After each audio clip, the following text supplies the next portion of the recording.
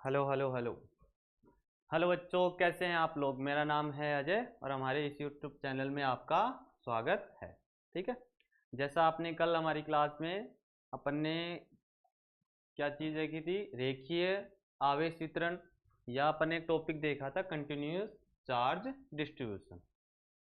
उसके 3 टाइप थे, linear charge distribution, surface charge distribution और वॉल्यूम चार्ज डिस्ट्रीब्यूशन। ठीक है, क्योंकि अपन ने बात की थी अगर lambda is equal to D Q upon d l है।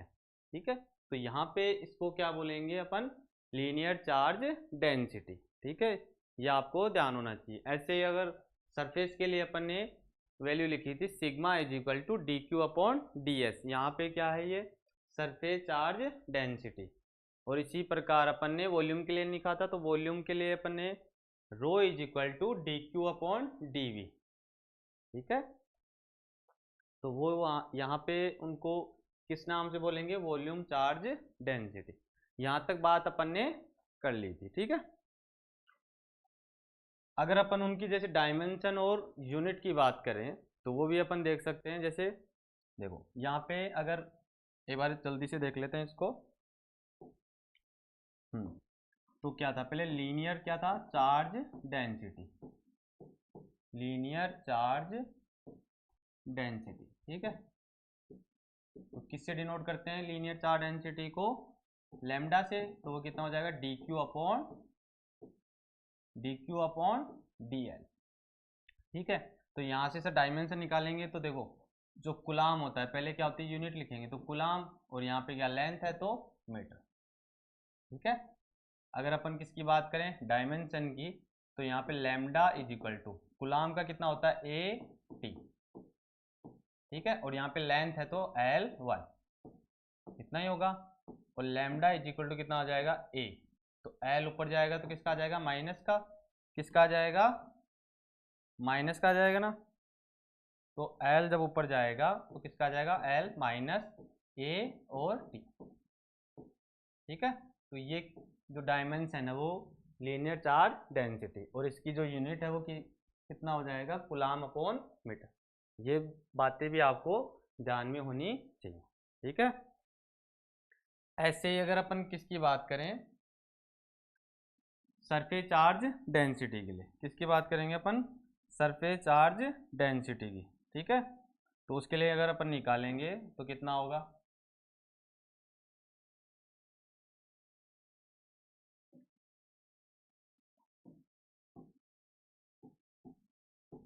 तो दूसरा जो है वो सरफेस चार्ज डेंसिटी, तो वो कितना होता है sir, sigma is equal to D S upon क्या होता है sir, D Q upon D S, D Q upon D S.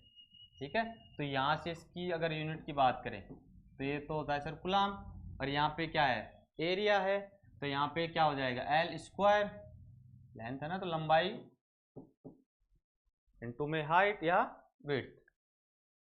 ठीक है, अगर अपन इसको ऐसे लिखें तो लंबाई गुना चौड़ाई, तो यहाँ पे कितना हो जाएगा कुलाम अपॉन में एल स्क्वायर, और इसको अपन एल को किस में मेजर करते हैं सर, मीटर में, तो ये मीटर स्क्वायर, तो ऊपर जाएगी तो कुलाम पर मीटर स्क्वायर। ठीक है, अगर इसको पास पास में अगर अपन लिखेंगे तो कैसा लिखा जाएगा, कुलाम इंटू मीटर माइनस का। ठीक है, ये किसकी बात हो गई, सरफेस चार्ज डेंसिटी।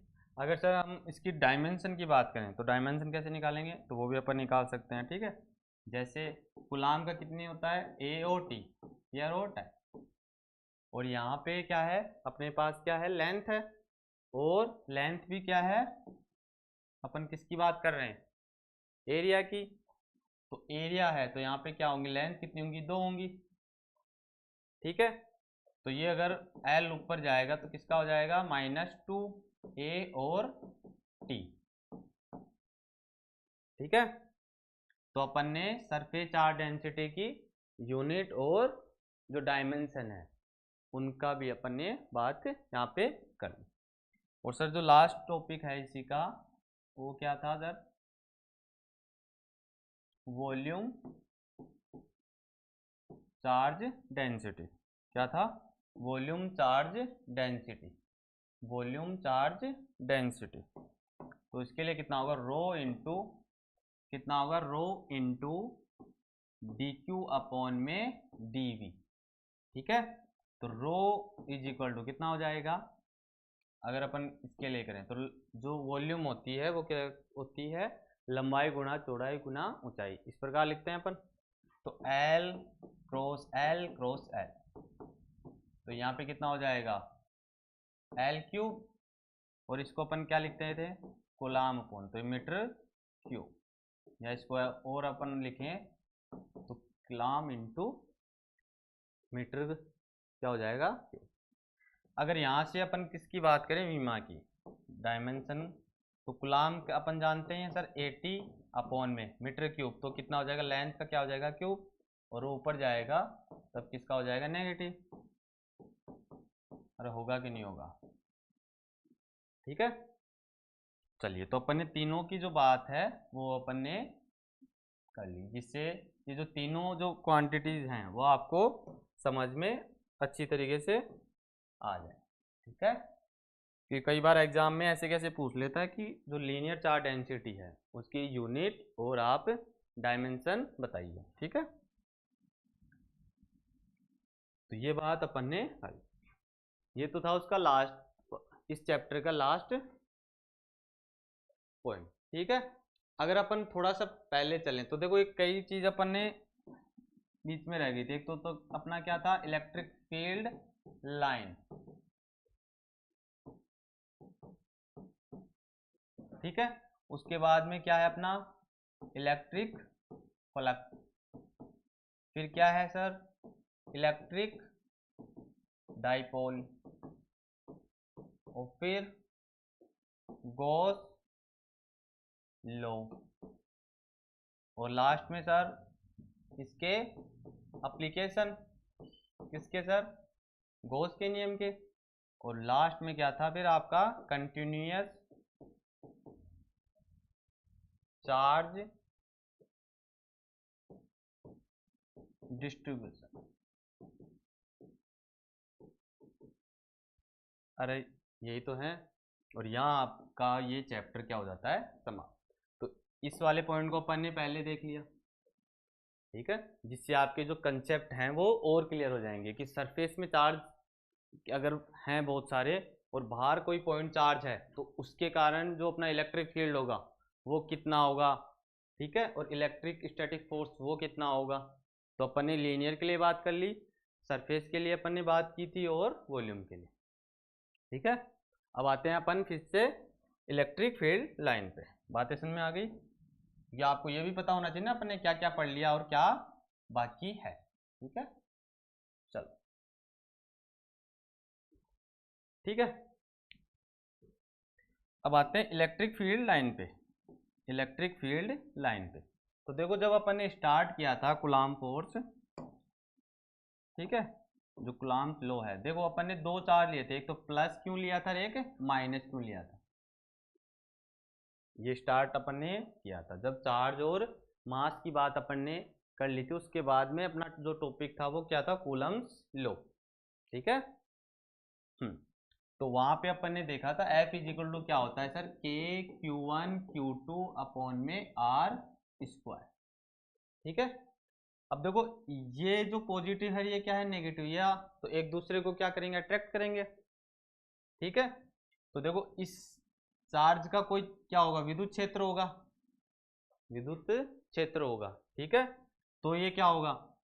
या किसी आवेश को या तो क्या करेगा? प्रतिकर्षित करेगा या आकर्षित करेगा, तो उसके कारण इसका क्या बनेगा? एक इलेक्ट्रिक फील्ड बनेगा। ठीक है, तो ये बात अपने इलेक्ट्रिक फील्ड में बनाई थी ना। तो यहां से जो लाइन है वो क्या होंगी? आउटवर्ड होंगी। क्या होंगी? आउटवर्ड होंगी। ठीक है, ये अपने नियम पढ़ा था ना, F is equal to Q E. तो E इज इक्वल टू क्या था? F upon Q. यानी कि अगर फोर्स इस डायरेक्शन में जा रहा है तो इलेक्ट्रिक फील्ड भी इसी डायरेक्शन में लगेगी। ये बात समझ ली थी आपने? इलेक्ट्रिक फील्ड आपको पता ही था, मैंने टैट चार्ज लिया था तो अगर ये पॉजिटिव है तो ये पॉजिटिव है, तो बाहर की तरफ क्या होंगी, फोर्स लगेगा, और फोर्स लगेगा तो जो फील्ड लाइन है वो भी क्या होंगी, बाहर की क्या होंगी, आउटवर्ड रेडियली या रेडियली आउटवर्ड। इसलिए जो फील्ड लाइन है वो इस प्रकार बनती है। ये मैंने बात पहले भी बता दी थी आपको कि ये बाहर की ओर ही क्यों बनती है। ठीक है, अगर फिर मैंने देखा एक ऋणावेश के लिए भी बताया था आपको, नेगेटिव के लिए भी बताया था कि अगर चार्ज अपन नेगेटिव लें तो वहां पे जो फील्ड लाइन है वो आपको कैसी मिलती हुई दिखेंगी, इनवर्ड रेडियली, रेडियली इनवर्ड, मतलब अंदर की ओर आती हुई आपको नजर आएंगी, किसमें, अगर अपन नेगेटिव चार्ज देते हैं। ठीक है, ये तो हो गई अलग अलग। अगर अपन पास में लेके आते हैं तो अपन ऐसे कह सकते हैं कि जो पॉजिटिव चार्ज है उससे फील्ड लाइन निकलकर कहाँ जाती है, नेगेटिव में। तो यहाँ से फील्ड लाइन निकली, देखो यहाँ से जो फील्ड लाइन है वो आउटवर्ड होती है और कहाँ जाके मिलती है, नेगेटिव चार्ज पे, क्योंकि जो नेगेटिव है उस पर क्या होती है, जो फील्ड लाइन होती है वो इनवर्ड होती है रेडियली। ठीक है, रेडियली। देखो इस प्रकार से डायग्राम बनता जाएगा। अरे बनेगा कि नहीं बनेगा, ठीक है। तो कुछ इस प्रकार से फिर ये ऐसी भी लाइनें आएंगी जो बाहर की ओर जाती जाएंगी। ठीक है, और ये क्या है, इसमें जो फील्ड लाइन है वो इस प्रकार क्या है, बाहर से अंदर की ओर आएंगे भी, ऐसे तो बनती जाएंगी ये।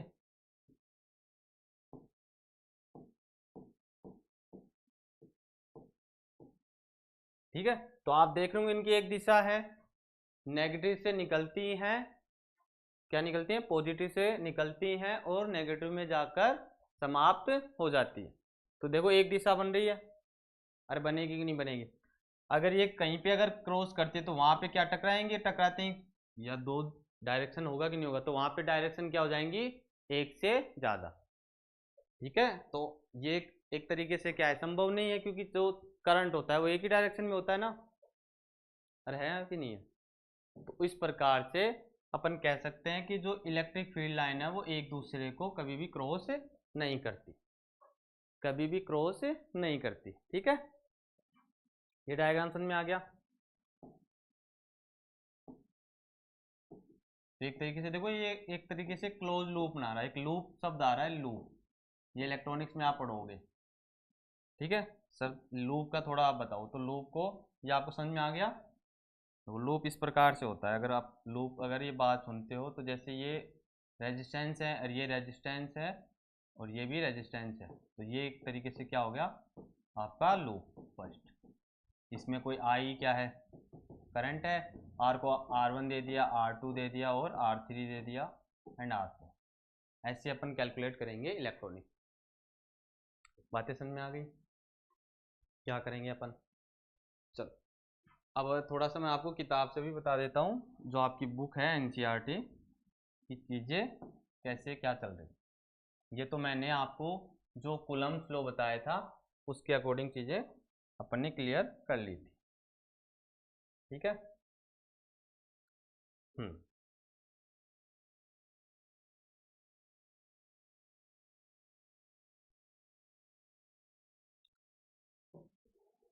देखो क्या है इलेक्ट्रिक फील्ड लाइन, देखो पॉजिटिव है, आपको साफ साफ दिख रहा होगा, किस तरफ जा रही है सर, बाहर की ओर। ये अपन ने पढ़ ली थी, बातें समझ ली थी क्यों बाहर की ओर जा रहे हैं। ठीक है, एक तरीके से ये यहाँ तक क्या है, अगर स्मॉल चार्ज की बात करते हैं तो ये अपना इलेक्ट्रिक फील्ड क्या कर रहा है, शो कर रहा है। ठीक है, बातें समझ में आई कि नहीं आई। ऐसे ही अगर अपन आगे बात करें, ठीक है,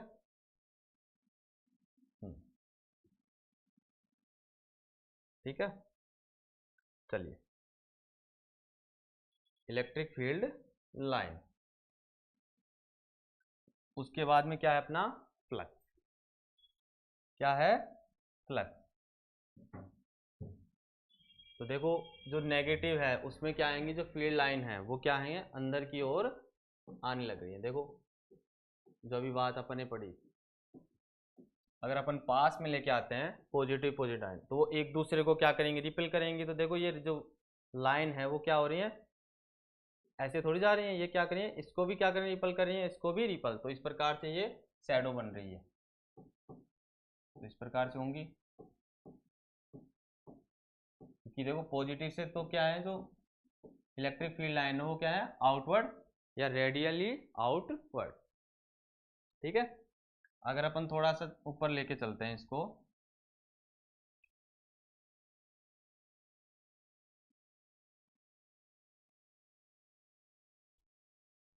ठीक है, तो देखो यहाँ पे क्या है आपके पास, यहाँ पे क्या है आपके पास, पॉजिटिव प्लस क्यू, और यहाँ पे क्या है, माइनस क्यू। ठीक है, तो देखो जो क्लोज लूप बन रहा है कि नहीं बन रहा, विद्युत बल रेखाएं जा रही है कि नहीं जा रही, इलेक्ट्रिक फील्ड लाइन बाहर की ओर, और जो नेगेटिव पार्ट है उसमें जो अपन ऋणावेश ले रहे हैं उसमें इनवर्ट मतलब अंदर की ओर बल रेखाएं आ रही है। ठीक है, यहाँ तक बात अपन ने कर ली। अब अगला टॉपिक क्या है अपना, विद्युत फ्लक्स या इलेक्ट्रिक फ्लक्स, इसकी अपन बात करते हैं। ठीक है, आज का टॉपिक अपना क्या है, इलेक्ट्रिक फ्लक्स। क्या है, इलेक्ट्रिक फ्लक्स। बढ़े आगे, ठीक है। तो आज का जो टॉपिक है अपना क्या है, इलेक्ट्रिक फ्लक्स।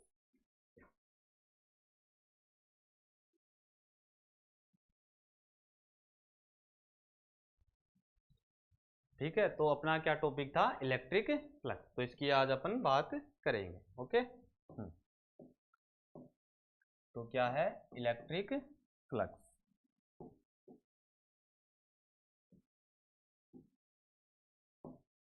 तो अपना क्या है, इलेक्ट्रिक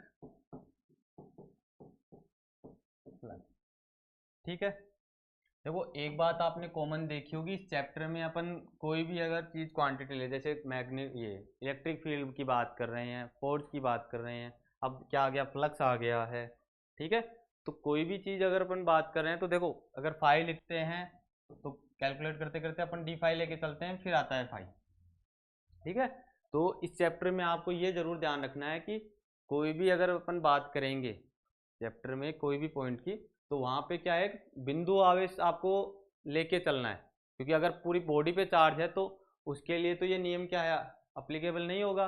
तो अपने को क्या लेना है, अल्पांश लेना है। जैसे आप अल्पांश लेगो, जैसे कोई इसमें कोई बॉडी में कोई चार्ज क्यों है, तो इसका जैसे अपन कोई छोटा पार्ट स्मॉल पार्ट निकाल के बात करेंगे, तो वहाँ पे फिर क्या आ जाएगा, डी क्यू।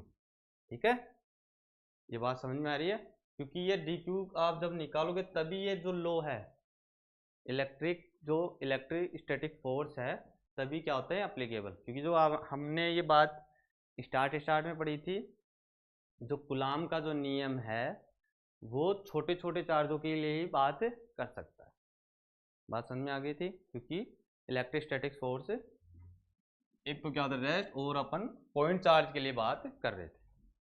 बात समझ में आई। अब फिर से आते हैं अपन फ्लक्स पे। किस पे आते हैं, फ्लक्स पे। ठीक है, तो सर फ्लक्स क्या होता है, phi is equal to E into D है, अगर अपन इसको भी डी फाई लेते। ठीक है, तो अपन क्या बोलते हैं कि विद्युत किसी पृष्ठ से या सरफेस से पास होने वाली इलेक्ट्रिक फील्ड लाइन या टोटल इलेक्ट्रिक फील्ड लाइन क्या कहलाता है, इलेक्ट्रिक फ्लक्स। ठीक है, या अपन कहें कि किसी सतह से या किसी सरफेस से गुजरने वाले कुल विद्युत बल रेखाओं को ही की संख्या को अपन क्या कहेंगे, विद्युत फ्लक्स। बात समझ में आई। तो जैसे अपने पास क्या है, सरफेस है, कोई सरफेस है, तो अपन सरफेस बनाते हैं यहाँ से कोई अच्छा सा। ठीक है, तो जैसे अपने पास ये कोई सरफेस है,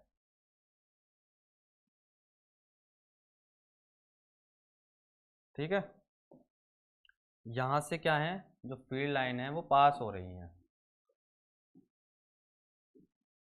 क्या हो रही है, पास हो रही हैं, ठीक है, क्या हो रही हैं, पास। तो ये अपन ये भी यूज़ कर लेते हैं, क्या हो रही हैं, पास हो रही हैं। ये सुविधा अपने पास है तो अपन यूज़ कर रहे हैं।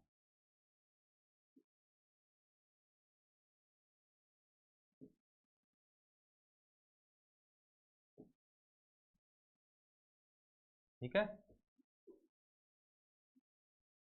और हर सतह पे अपन जानते हैं इलेक्ट्रॉन पॉजिटिव आयन तो होते ही हैं, तो उनको भी अपन बना लेते हैं, जिससे आपको थोड़ा सा और विजिबल हो जाएगा कि हाँ रियल में इस प्रकार से क्या होता है। जैसे ये क्या है, आयन है बहुत सारे।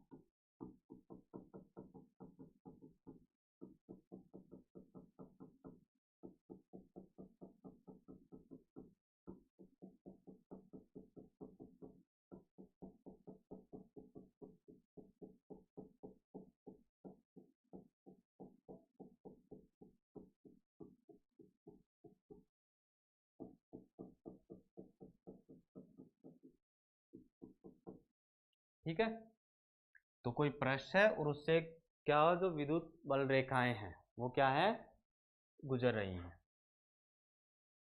ठीक है, तो इसी घटना को अपन क्या बोलते हैं, फ्लक्स बोलते हैं। अब देखो जैसे ये यहाँ पे डॉट आ रहा है, तो अगर अपन इस चीज को हटाएं, अगर डॉट को अपन हटाते हैं तो क्या आता है, D phi is equal to A into D S into cos theta.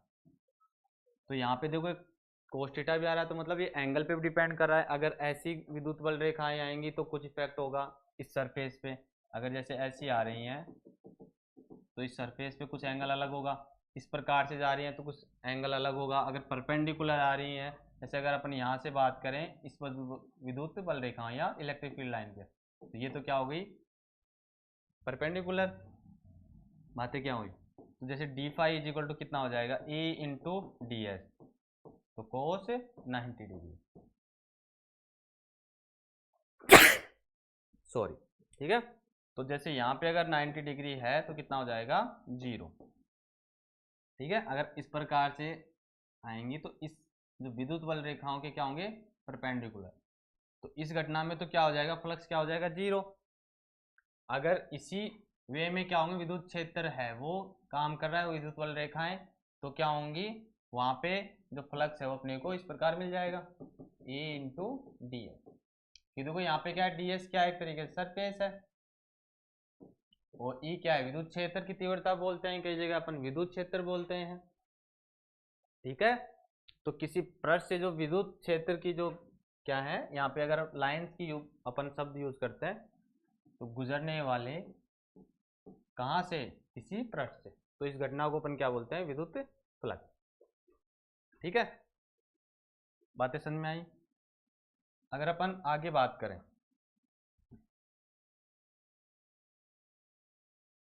ठीक है, तो जैसे क्या है अपने पास, D phi is equal to A into D S, तो अपने के लिए टोटल के लिए निकालना, तो फाई इंटू कितना आ जाएगा, ए क्या हो जाएगा, इंटीग्रेशन डी एस, और ई की वैल्यू अपने पास है ही, कितना है, के क्यू अपॉन में R square into D S, E की वैल्यू पता है आपको, and pi is equal to K की वैल्यू भी अगर अपन यहाँ पुट करें तो कितना आ जाएगा, 4 pi epsilon not into Q R square into D S.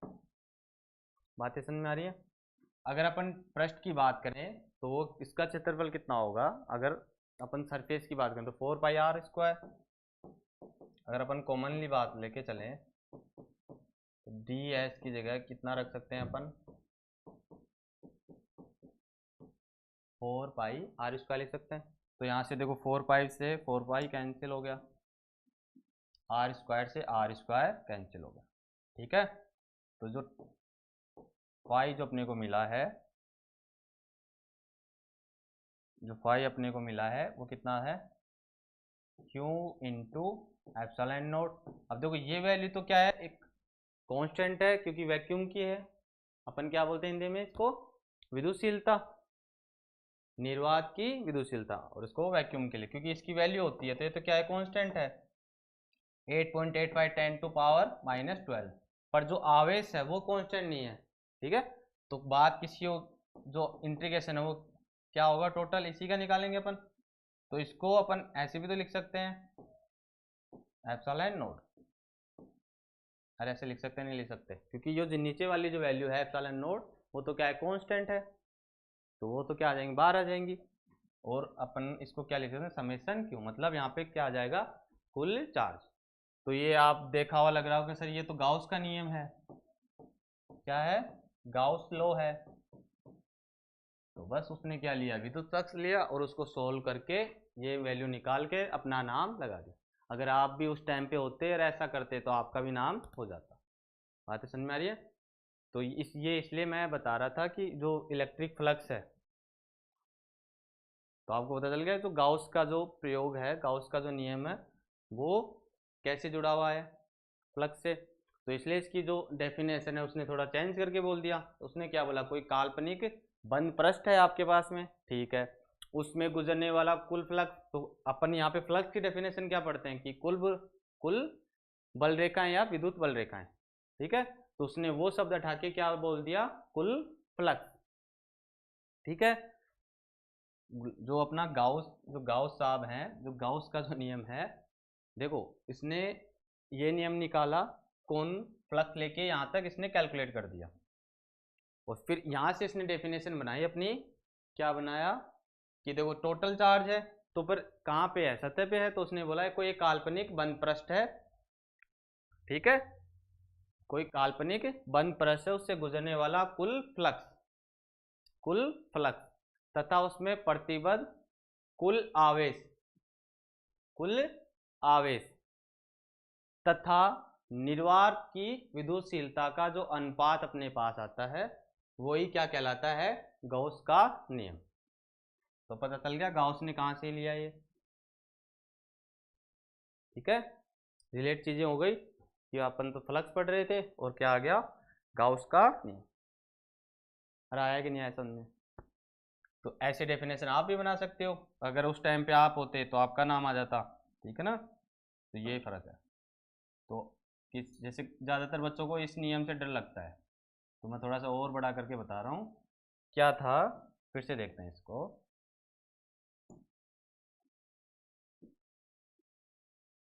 Calculate करके अपने फ्लक्स लेके अपन ने स्टार्ट किया था, और आया क्या अपने पास, phi is equal to summation Q upon में एप्सिलॉन नोड। तो देखो एप्सिलॉन नोड है वो क्या है, कांस्टेंट वैल्यू है यहाँ पे, अरे है कि नहीं है। तो सर चेंज क्या हो रहा है, क्यों है, क्योंकि अपन ने टोटल आवेश, अगर टोटल चार्ज बात करें तो अपन वो क्या है, कैपिटल क्यू, और जो हैं अपन अल्पांश लेके बात करें तो स्मॉल क्यू। तो उसने यहाँ से देखो डेफिनेशन किस प्रकार से बनाई है, कोई क्या है इमेजिनरी, क्या है, कोई सरफेस है या क्लोज सरफेस है, क्लोज लूप है, ठीक है, उससे पास होने वाला टोटल फ्लक्स, टोटल फ्लक्स या इलेक्ट्रिक फ्लक्स, ठीक है, इलेक्ट्रिक फ्लक्स तथा या एंड अपन यूज कर सकते हैं। जो अपन फ्लक्स ले रहे हो उसमें प्रतिबद्ध टोटल चार्ज, टोटल चार्ज एवं, या एंड यूज करके अपन क्या बोल सकते हैं, वैक्यूम की permittivity of vacuum, permittivity of vacuum या निर्वात की विद्युतशीलता का अनुपात, ठीक है। तो यहाँ पे वैक्यूम है, वैक्यूम सर किसको बोलते हैं, एप्सिलॉन नोड अपन ने पढ़ा था ना, epsilon M is equal to epsilon, क्या पढ़ा था अपन ने, भूल गए ये याद है अभी भी, epsilon R is equal to sir epsilon M into epsilon R, ये रिलेटिव परमिटिविटी बताया था मैंने, ये मीडियम परमिटिविटी, ठीक है, और ये क्या था अपने पास, ये था वैक्यूम, क्या था, epsilon node, permittivity of vacuum, permittivity of medium, और ये क्या थी, रिलेटिव परमिटिविटी। तो देखो ये तो क्या होगी चेंज, तो ये तो ऐसी कैसे रहेगी, तो ये क्या गया वैक्यूम, ये क्या है टोटल चार्ज, उसी क्या है बंद पृष्ठ में या क्लोज सरफेस में, वो किसके बराबर होगा, उसमें जो गुजरने वाला क्या है, कुल फ्लक्स। तो कुल फ्लक्स क्या था, ये। तो इसी चीज को उसने अपना नाम देके क्या बोल दिया कि इसी को क्या कहते हैं, गाउस का नियम। बात समझ में आई, गाउस का नियम क्या होता है, ठीक है। तो फिर उसकी एप्लीकेशन है, तो एप्लीकेशन तो अपन ने पहले ही देख चुके हैं। रिंग वाला मैंने करवाया था ना लास्ट क्लास में, तो अगर आपने ध्यान दिया होगा तो मैंने इस प्रकार से ग्राफ बनाया था, ठीक है। अगर आपने थोड़ा सा भी ध्यान दिया होगा, इस प्रकार से बनाया था। तो सर यहाँ पे तो देखो x की वैल्यू आई थी सर आपकी r/√2, और यहाँ पे सर वैल्यू आई थी x की वैल्यू -r/2, ठीक है। और सर हमारी तो बुक में या हमारे नोटबुक में इस प्रकार से ग्राफ बना रखा है, E और R, कई जगह x है कई जगह R है, ठीक है। अगर ये तो पॉजिटिव है, इसके क्या करें यहाँ पर नेगेटिव के बनाएं, तो इस प्रकार से ये ऐसा पूरा जो ग्राफ है वो इस प्रकार बनता है, ठीक है। तो आपको ये पता होना चाहिए कि जो इलेक्ट्रिक फील्ड है, अगर अपन देखो x = 0 करें तो इलेक्ट्रिक फील्ड 0 होगी। तो जैसे यहाँ पे रिंग है तो यहाँ पे क्या होगा, 0। तो आप अगर बंद पृष्ठ के लिए करोगे तो गाउस में एक अनुप्रयोग है, तो वहाँ पे ई इनक्लोज क्या होता है, 0। और बाकी के तो अपन जैसे रेडियस अगर गोले के बाहर की बात करेंगे तो इस प्रकार हो जाएगा KQ/R²। और अगर अपन सतह की बात करेंगे तो ये क्या हो जाएगा, KQ/r²। ये तीन उसके क्या है, अनुप्रयोग है। तो ये अपने उस रिंग से भी समझ लिया था, ठीक है। बाकी का अपना बस डायपोल का टॉपिक है बाकी, और अपन ने लगभग सारे जो आपके एनसीईआरटी में हैं उनकी सारी बातें अपन ने कर ली थी, और साथ साथ अपन ने न्यूमेरिकल भी कर लिए, ठीक है। बातें समझ में आ रही हैं, आ रही कि नहीं आ रही, ठीक है। तो अपना जो एप्लीकेशन वाला पार्ट है वो अपन 1-2 दिन में कंप्लीट कर लेंगे, और फिर बाकी के जो न्यूमेरिकल हैं वो करके इस चैप्टर को क्या कर देंगे, समाप्त, ठीक है। तो आज के लिए इतना ही रखते हैं, और आप मेरे हिसाब से साथ साथ न्यूमेरिकल भी कर रहे होंगे, और आपके साथ में जो स्टूडेंट हैं उनको भी आप बता रहे होंगे, है ना, कि यहाँ पे कंटिन्यू क्लास चल रही है, और आप कंटेंट देख ही रहे हो अपन किस हिसाब से पढ़ा रहे हैं, बेस्ड ऑन एनसीईआरटी बुक, ठीक है। 1 बाय 1 अपन न्यूमेरिकल भी कर रहे हैं, तो आपके लिए ये बहुत बहुत क्या है, बेनिफिट है। तो इसके साथ लगातार जुड़े रहिए, कंटेंट में कोई कमी है नहीं, और आप ये तो कर ही रहे हैं साथ साथ, ठीक है। और साथ साथ जो न्यूमेरिकल हैं उनकी भी आप बात करते रहिया करो, है ना। अगर फिर भी जैसे कोई डाउट रह जाता है या बोर्ड पे कोई बात ऐसी रह जाती है आप पूछ नहीं पा रहे, तो कमेंट बॉक्स ओपन रहता ही है, उसमें जो भी डाउट है वहाँ पे लिख दिया करो, जिससे हम उनको देखकर आपका जो भी सॉल्यूशन है हमें वो आपको भेज सकें, या अगली जो क्लास है उसमें अपन बात कर लें, ठीक है। तो आज के लिए इतना ही रखते हैं, चलिए फिर, राधे राधे।